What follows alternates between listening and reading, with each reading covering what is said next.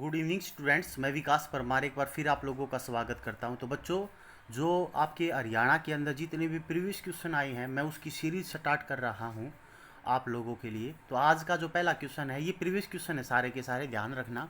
आज का पहला क्वेश्चन है, आदि मानव ने पहले क्या सीखा था? तो पहिया बनाना, जानवरों का पालन करना, आबाद जीवन बिताना और आग उत्पन्न करना। देखो भैया, अगर मैं आप लोगों से कहता हूँ ना कि जो पूरी की पूरी हिस्ट्री है उसको तीन तरीके से बांटा गया है। सबसे पहले तो आपके पास है जिसको हम कहते हैं कि सबसे पहले प्राग ऐतिहासिक काल। प्राग ऐतिहासिक काल, प्राग के बाद है आग ऐतिहासिक काल, और आग के बाद है जो आपका ऐतिहासिक काल है वो। ठीक है, तीन तरीके से बांटा है, प्राग ऐतिहासिक काल, आग ऐतिहासिक काल और आपका ऐतिहासिक काल। प्राग ऐतिहासिक काल में पाषाण काल के बारे में बताया गया है।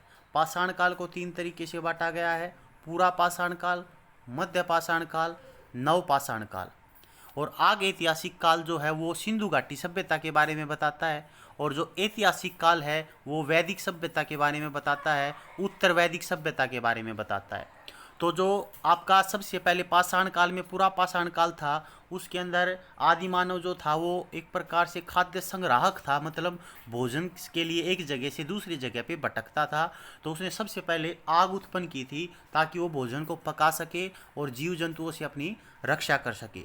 उसके बाद जो नव पाषाण मध्य पाषाण काल आया, उसमें उसने कुत्ते को पालतू बनाया है ताकि उसकी रक्षा की जा सके, मतलब दूसरे जीव जंतुओं से रक्षा की जा सके। उसके बाद जो नव पाषाण काल था उसमें उसने पहिए का आविष्कार किया है। पहिए का आविष्कार जो है नव पाषाण काल के अंदर हुआ है, और फिर स्थायी जीवन उन्होंने नव पाषाण काल में शुरुआत कर दी थी उन्होंने। दूसरी बात जो हम बात करते हैं, नेक्स्ट पॉइंट, अगला क्वेश्चन जो आपके पास क्वेश्चन नंबर सेकंड, भारत में पाया गया पहला पाषाणकालीन स्थल कौन सा था? ए ऑप्शन है तिरुनेलवेली तमिलनाडु, बी ऑप्शन है कठेवार गुजरात, सी ऑप्शन है सोहन नदी बेसिन और अजमेर राजस्थान। तो इसका आंसर आएगा C is the right answer, Sohan नदी बेसिन, जो एट प्रेजेंट पाकिस्तान में है, पंजाब के अंदर ये जगह है। अगर आप लोगों से कोई कहे कि सर्वप्रथम कृषि के जो साक्ष्य है वो भी कहाँ से मिले थे, तो पाकिस्तान में मेहरगढ़ के अंदर मिले थे। कहाँ मिले थे? मेहरगढ़ के अंदर मिले थे। नेक्स्ट क्वेश्चन की तरफ बढ़ता हूँ, question number three. Question number three क्या कहता है बच्चों? क्वेश्चन नंबर थ्री कहता है कि हरियाणा का आकरा सभ्यता की पहली उत्खनन स्थल कौन सा था?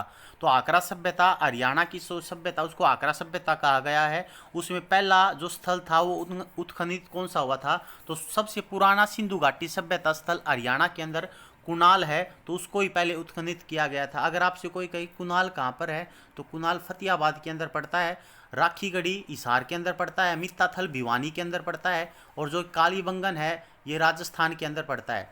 अगर मैं आप लोगों से कहूँ कि सबसे बड़ा सिंधु घाटी सभ्यता स्थल कौन सा है, तो उसका आंसर आपके पास राखीगढ़ी आएगा। उसके बाद नेक्स्ट क्वेश्चन की तरफ बढ़ता हूँ, question number four. Question number four कहता है कि सिंधु घाटी सभ्यता की अवधि में उत्पन्न हुई थी। किस अवधि में सिंधु घाटी सभ्यता? पहली बात तो ये याद रखना, सिंधु घाटी सभ्यता की खोज किसने की थी? तो 1921 में की गई थी हड़प्पा सभ्यता की खोज। किसकी? हड़प्पा सभ्यता को सिंधु घाटी सभ्यता कहा गया है। सरस्वती सभ्यता भी इसी सभ्यता का नाम है। तो अगर मैं आप लोगों से कहूँ कि हड़प्पा सभ्यता की खोज की गई थी, तो याद रखना दया राम साहनी ने 1921 में हड़प्पा की खोज की थी। और हड़प्पा की जो अवधि इसमें आप लोगों को बताई जा रही है, तो वो है 3000 से लेके 1500 ईस्वी पूर्व। तो बी ऑप्शन इसका है राइट आंसर।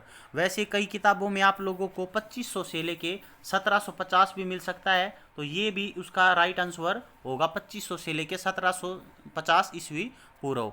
उसके बाद क्वेश्चन नंबर 5 क्या कहता है? निम्न में से किस हड़प्पा के विभिन्न स्थलों में से समानता पाई जाती है? तो कृषि की प्रथा, कारीगरी, नगर नियोजन, मोहर। तो नगर नियोजन जो व्यवस्था है ना, वो सिंधु घाटी सभ्यता की सबसे मतलब समानता पाई जाती है। तो नगर नियोजन है वो इम्पोर्टेंट था उस टाइम पे। उस टाइम पे ग्रिड प्रणाली की शुरुआत थी, उसके टाइम पे पक्की सड़कें थी, सभी सड़कें एक दूसरे को समकोण के ऊपर काटती थी, जल निकासी व्यवस्था अच्छी थी वहाँ पे, और अनाज को रखने के लिए विशाल अनानागार बनाए गए थे, स्नानागार बनाए गए थे, मोहनजोदड़ो जैसे टीले थे वहाँ पर।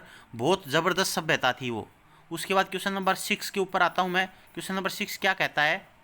निम्नलिखित में से किसकी पूजा हड़प्पा के लोगों के द्वारा नहीं होती थी? शिव की पूजा भी होती थी, पीपल की पूजा भी होती थी और मातृ देवी की पूजा भी होती थी, लेकिन विष्णु भगवान की पूजा उस टाइम पे नहीं होती थी।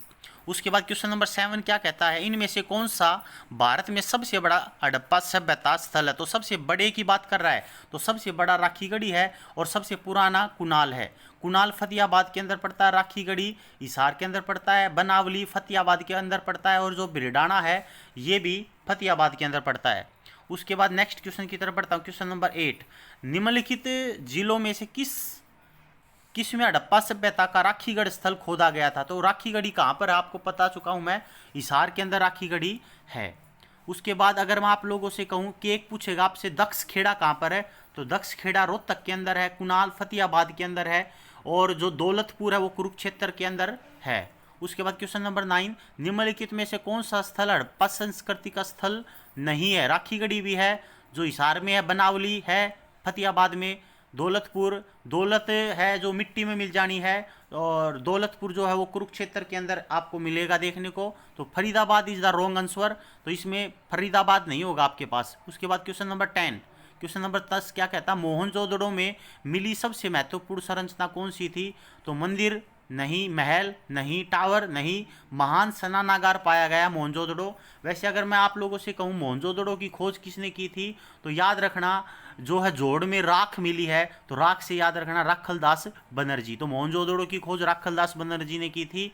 तो आज के लिए 10 क्वेश्चन हम डेली ये वीडियो स्टार्ट करेंगे और कंप्लीट प्रीवियस क्वेश्चन मैं आप लोगों को कराऊंगा। धन्यवाद।